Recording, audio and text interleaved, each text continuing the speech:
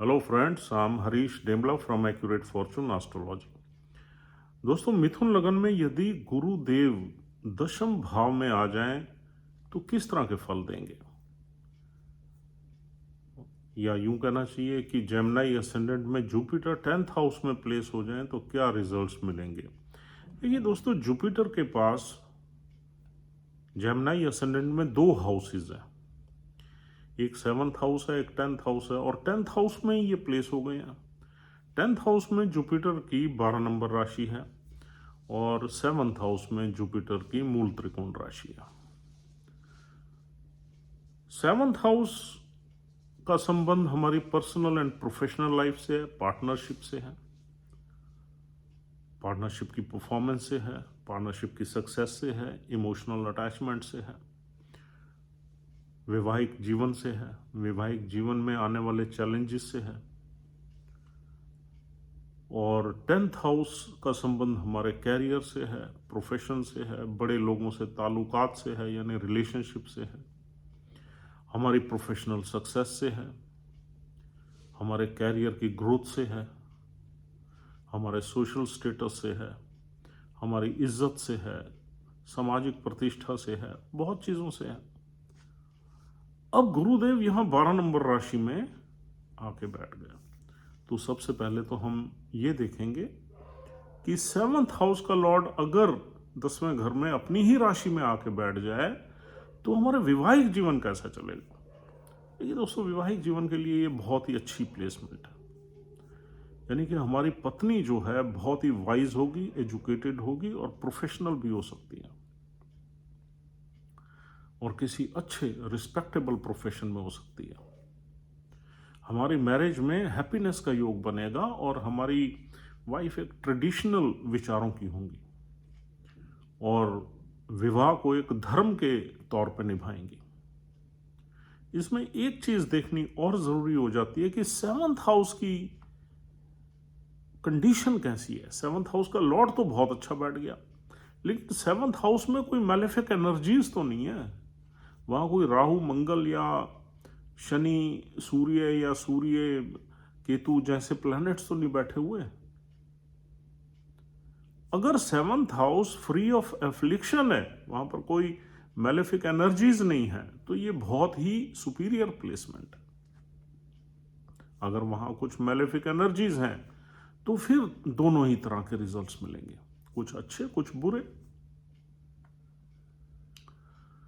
तो यहां पर हमारा वैवाहिक जीवन अच्छा रहेगा, हमारे विवाह के बाद हमारी प्रोफेशनल ग्रोथ बड़ी अच्छी रहेगी, हमारे सोशल संबंध बहुत अच्छे रहेंगे, हमारा सोशल स्टेटस बहुत अच्छा रहेगा, हमारी सामाजिक प्रतिष्ठा अच्छी रहेगी, हमारा सामाजिक में मान सम्मान अच्छा होगा, और हमारी पत्नी भी उसमें पूरा योगदान करेगी हमारी सामाजिक प्रतिष्ठा में। और 7th हाउस देखता है हमारी पार्टनरशिप को, बिजनेस पार्टनरशिप को। अगर 7th हाउस में कोई एफ्लिक्शन नहीं है तो 7th हाउस का लॉर्ड जब 10वें में आ जाता है तो हम बिजनेस पार्टनरशिप में भी काफ़ी अच्छे इस्टेब्लिश हो सकते हैं, अच्छी ग्रोथ रह सकती है हमारे बिजनेस में, देश विदेश में हमारा व्यापार चल सकता है, और पार्टनरशिप में भी हमें ऐसे पार्टनर मिल सकते हैं जो कि एथिकल हों, जिनमें मोरालिटी ज़्यादा हो, जो सच्चे हों, सही रास्ते पे चलने वाले हों। क्योंकि यहाँ जुपिटर 12 नंबर राशि में बैठा है। 12 नंबर राशि 12वें घर की है, तो देश विदेश में भी हमारा व्यापार हो सकता है, एक्सपोर्ट इंपोर्ट में भी हम काम कर सकते हैं। अगर किसी व्यापार में है तो हमारी यानी कि पार्टनरशिप अच्छी रहेगी। कंडीशन वही है कि 7th हाउस में कोई खराब प्लैनेट्स ना बैठे हों। क्योंकि देखो, अभी हम एक ही प्लेसमेंट को डिस्कस कर रहे हैं, तो दूसरी का हम बार बार इसलिए ध्यान दिलाते हैं कि वहां भी आप देख लीजिए, कहीं हमारी प्रिडिक्शंस गलत निकले और आपको रहे अरे ये तो गलत हो गया, तो फिर आपको हमारी ये बात याद आएगी कि 7th हाउस को भी देखना है आपने। और अब आते हैं 10वें घर की तरफ, क्योंकि 10वें घर का मालिक भी तो है जुपिटर। 10वें घर का मालिक 10वें में ही बैठ जाए तो हम बहुत ही एथिकल तरीके से काम करेंगे, हम यहाँ पर कुछ फाइनेंशियल ऑर्गेनाइजेशन में काम कर सकते हैं। देखिए क्या होता है, यहाँ पर नक्षत्र कई मिलते हैं, 3 नक्षत्र मिलते हैं, पूर्व भाद्रपद, उत्तर भाद्रपद, रेवती नक्षत्र। तो रेवती नक्षत्र में बुध का इन्फ्लुएंस आ जाएगा हमारी प्रोफेशनल लाइफ में, और उत्तर भाद्रपद में शनि का आ जाएगा, और पूर्व भाद्रपद तो गुरुदेव का अपना भी है। लेकिन जो भी हम काम करेंगे उसमें कुछ न कुछ गुरुदेव का कंट्रीब्यूशन तो होगा ही होगा।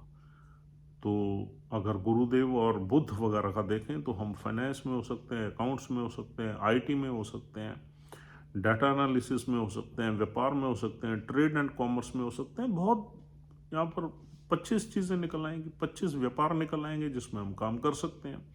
फिर जुपिटर से हम टीचिंग प्रीचिंग में भी हो सकते हैं, एडवाइजरी में भी हो सकते हैं, लेक्चरशिप में भी हो सकते हैं, और बैंक्स में भी हो सकते हैं, फाइनेंशियल ऑर्गेनाइजेशंस में भी हो सकते हैं, मैनेजमेंट में भी हो सकते हैं। जब उत्तर भाद्रपद में जुपिटर बैठ जाए, लॉ प्रोफेशन भी यहाँ से निकलता है। तो यानी कि बहुत प्रोफेशन निकलते हैं, उसमें हम ना जाएं तो अच्छा है। लेकिन हम ओवरऑल ये कह सकते हैं कि यहाँ इंसान की प्रोफेशनल ग्रोथ अच्छी रहेगी, आदमी लाइफ में अच्छी तरक्की करेगा, उसका प्रोफेशनल करियर हमेशा एक्सपेंडिंग मोड में रहेगा, यानी कि एक्सपेंडिंग मोड में रहेगा, बढ़ता रहेगा, ग्रोथ के एक रास्ते पे इंसान का करियर रहेगा। लेकिन यहाँ एक डेफिशिएंसी अगर कोई मिलती है तो आदमी ओवर ऑप्टिमिस्टिक हो जाता है, और कभी कभी इंसान डेस्टिनी में बिलीवर हो जाता है। वो बहुत ज़्यादा काम नहीं करता, वो कहता है नहीं मेरे भाग्य में अगर है तो मुझे मिल जाएगा। तो उसके लिए वो बहुत ज़्यादा एफर्ट नहीं करता, क्योंकि ये 12 नंबर राशि ये थोड़ा सा लॉस की राशि है। ये कहीं ना कहीं हमारे एफर्ट को डिक्लाइन मोड में ले आती है।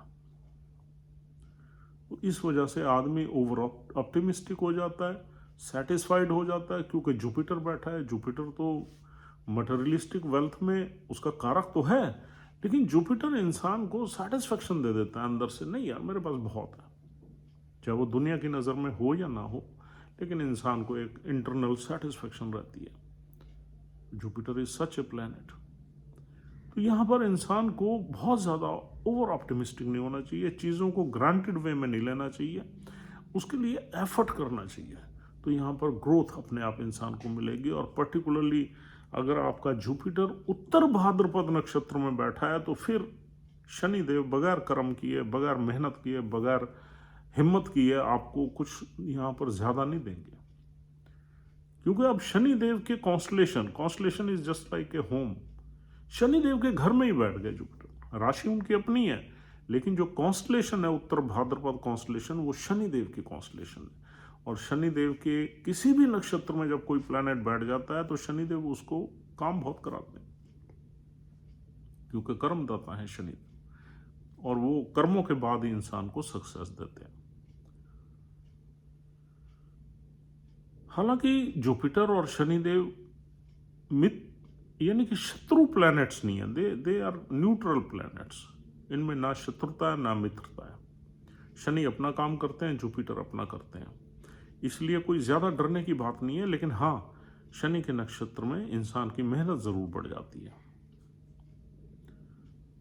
और यहाँ पर 10वें घर से रिलेटेड जो भी रिजल्ट्स हैं, यानी कि बड़े लोगों से आपके संबंध अच्छे रहेंगे, कैरियर में ग्रोथ अच्छी रहेगी, और आपका जो प्रोफेशन रहेगा वो भी कुछ एजुकेशन बेस्ड रहे, मतलब कहीं ना कहीं आपकी जो पढ़ाई लिखाई या एजुकेशन है या नॉलेज है उसका आपके कैरियर में समावेश रहेगा, या उसी के बेसिस पे ही आप अपने कैरियर की ग्रोथ करेंगे।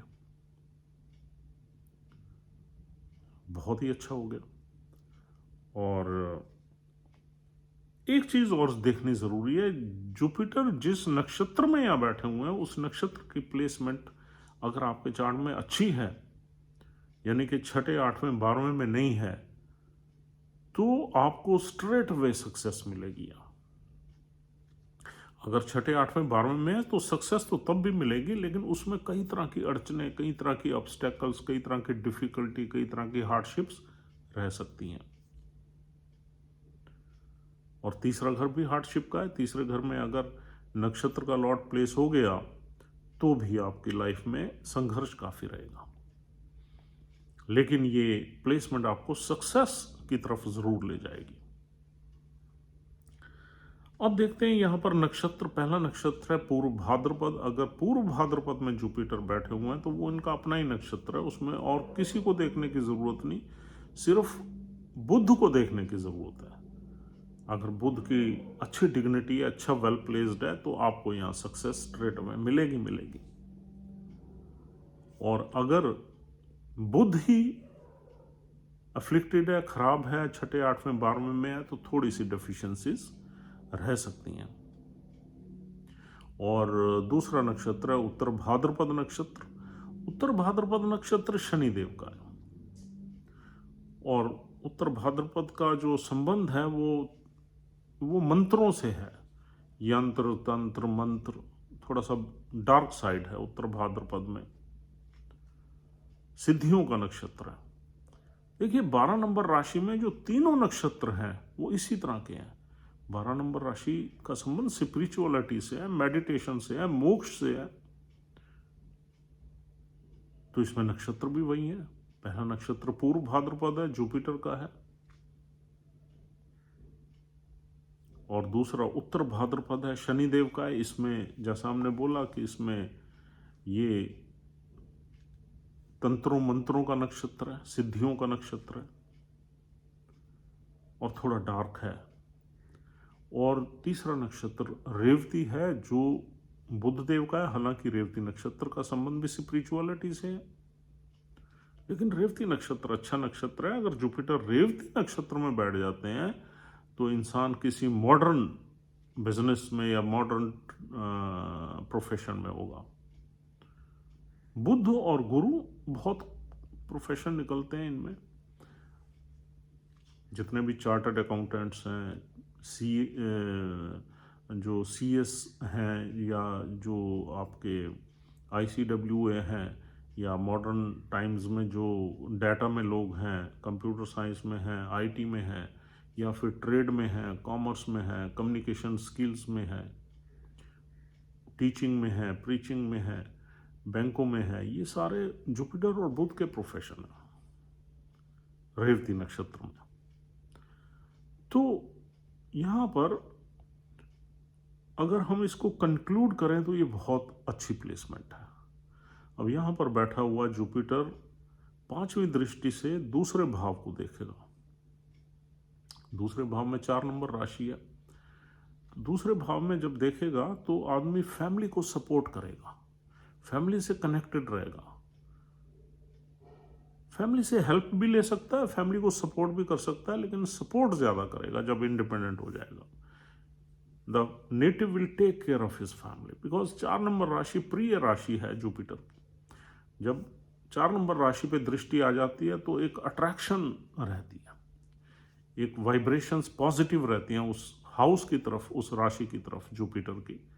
तो वेल्थ की राशि है, फैमिली की राशि है, स्पीच पैटर्न की राशि है, खाने पीने की राशि है, खाना पीना ज़्यादा रहेगा, स्पीच अच्छी रहेगी, कम्युनिकेशन स्किल्स अच्छी रहेंगी, फैमिली के बारे में चिंतित रहेगा, फैमिली को सपोर्ट करेगा, फैमिली में घुला मिला रहेगा, वेल कनेक्टेड रहेगा। और 7वीं दृष्टि जुपिटर की यहाँ बैठे हुए पड़ेगी 4th हाउस पे। 4th हाउस पे 6 नंबर राशि, तो कम्युनिकेशन स्किल्स में, एनालिटिकल स्किल्स में ये इंसान अच्छा होगा। थोड़ा सा मदर के साथ क्रिटिकल रिलेशंस रह सकते हैं, क्योंकि 6 नंबर राशि बुध की है और एनालिटिक्स की राशि है, तो यहाँ पर मेरिट बेस्ड रिलेशनशिप्स रहती हैं, तो थोड़ा सा रह सकती है। हालांकि जुपिटर यहाँ पर 12 नंबर में बहुत ही ज़्यादा कटियस, बहुत ही ज़्यादा गिविंग हो जाता है, तो मदर से भी रिलेशनशिप हम बुरी नहीं मानते, अच्छी चलेगी। और थोड़ा आदमी फिलॉसफिकल होगा, स्पिरिचुअल होगा।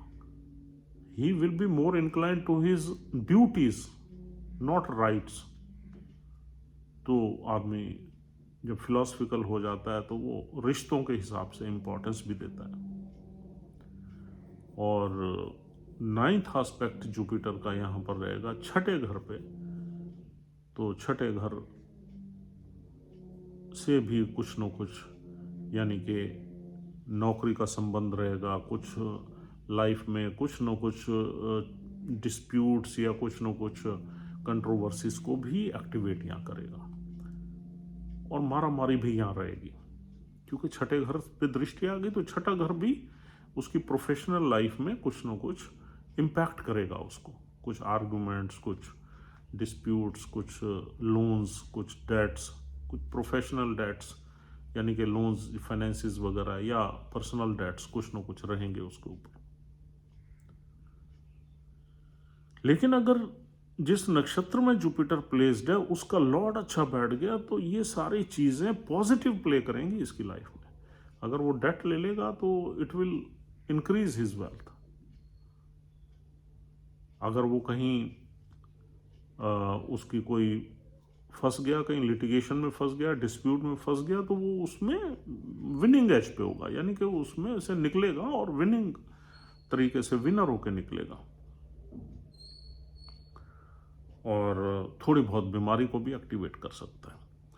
यहाँ बैठा हुआ जुपिटर इंसान को फॉरेन सेटलमेंट भी दे सकता है, क्योंकि 12 नंबर राशि में जब कोई प्लैनेट बैठ जाए तो फॉरेन कंट्री की तरफ भी ले जा सकता है, या देश विदेश से जोड़ सकता है। इंटरनेशनल ट्रैवल्स वगैरह भी यहाँ इंसान की अच्छी खासी रहेंगी। और एक बड़ा आदमी फिलॉसफिकल व्यू का होगा, ऑप्टिमिस्टिक हो, ओवर ऑप्टिमिस्टिक होगा। तो दोस्तों, ये सारे फल यहाँ बैठा हुआ जुपिटर आपको दे सकता है, अगर यही प्लेसमेंट आपके चार्ट में है। Thank you very much for watching this video patiently. उम्मीद करता हूँ आप हमारी वीडियोस को लगातार पसंद करते हैं। If you are liking our videos तो हमारा चैनल ज़रूर सब्सक्राइब करिए। यदि अभी तक आप हमारे सब्सक्राइबर नहीं हैं तो सब्सक्राइब ज़रूर करिए, सो दैट हमारी रीच आप तक ईजी रहे और हमें भी एक मोटिवेशन मिलती रहे। Take care of yourself and your family. We'll see you soon. Have a nice time. Goodbye.